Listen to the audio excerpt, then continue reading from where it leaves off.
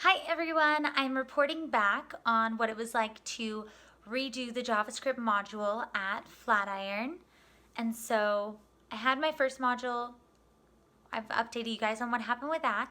And me and my teachers decided that it would be really beneficial for me to redo the JavaScript module. The class behind me was about 6 weeks behind us basically. They needed to do Rails and then begin JavaScript, and then I would basically pick up where I left off.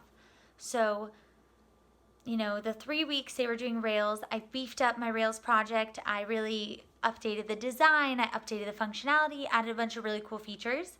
And then the rest of the time I spent really diving deep into vanilla JavaScript.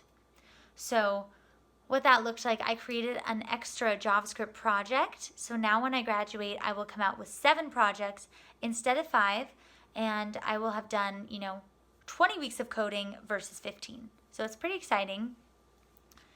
And I learned so much during that time that I'm really grateful I had the time to step back and really dive deep into vanilla JavaScript. I spent 10 days straight basically preparing for the retest, and I was doing about 2 practice tests a day. And when I started, each practice test took me about an hour and a half to complete, and then by the end I could do a practice test in 45 minutes. During this time, the coronavirus swept through the United States and we went online. So what that looked like for the retest was we had 45 minutes to work on the first half of the test and 45 minutes to work on the second half with an instructor. So we log on to Zoom, they put us in our own breakout rooms, and I'm working on the test and I get stuck at the end. There's about 5 minutes left. My code is not fully working the way I want. I'm kind of panicking. I don't know what to do. My teacher pops in. She's like, "Hey Brooke, how's it going?" And I tell her, this is what's happening. It has the functionality, but it's missing this. And she pointed out a function I wasn't using and said, "Use that function." It clicked for me. I remembered what I needed to do. I used that function, restructured my code, and in about 3 minutes, the whole site worked perfectly. So then I submitted the first half, and I needed to wait about an hour for her to go to other students and then come to me. This test was far harder than my retest, so I was really proud of myself that I got through it.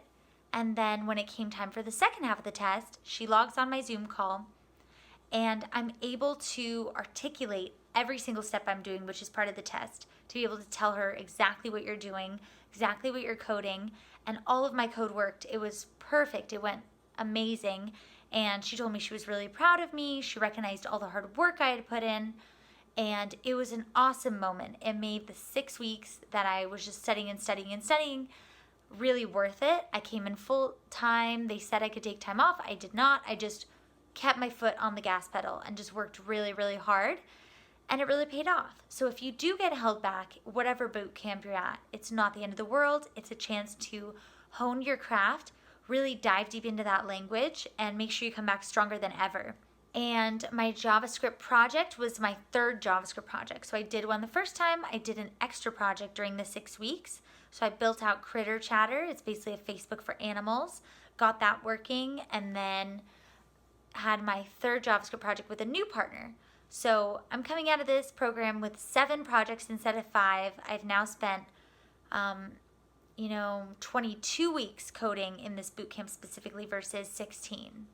And it's just been an awesome experience. I'm now in the final learning module of React, and a video will be coming on that soon. But leave any questions down below if you have questions about Flatiron or boot camps in general. I also offer tutoring to help you get into boot camps and to help you while you're going through them. So reach out to me, and I look forward to speaking with you, and stay safe.